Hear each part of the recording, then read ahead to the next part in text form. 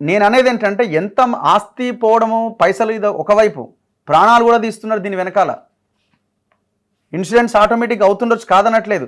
ఈ ఇన్సూరెన్స్ కోసం మనుషులని చంపిన వాళ్ళని ఎంతోమంది ఉన్నారు, చనిపోయి జైలుకి వెళ్ళిన కేసులు ఉన్నాయి.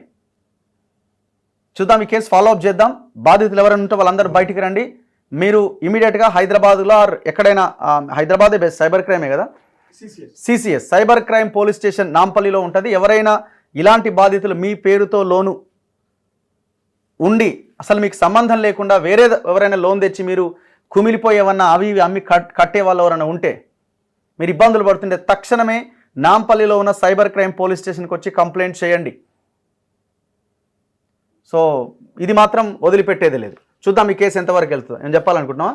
ఇంకా అదే సార్ అంటే 3 నెలలు పోతాం, పైసలు ఎవరు కడతారు, 3 నెలలు జైలు పోయేస్తాం, పైసలు కట్టం ఏం కట్టం ఏమవుతుంది, 3 నెలలు పోయేస్తే అని అట్లా అంటారు.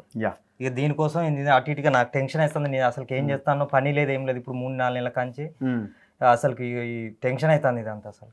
ఓకే, సో పోలీసులు కూడా ఇమీడియట్గా ఆయన పిలిపించి మాట్లాడాలా, ఈయనకి ఏ ఇబ్బంది రాకుండా చూడాలి. ఒకవేళ ఈయనకి ఏం జరిగినా ఈ మాఫియాదే బాధ్యత వహించాల్సి ఉంటుంది.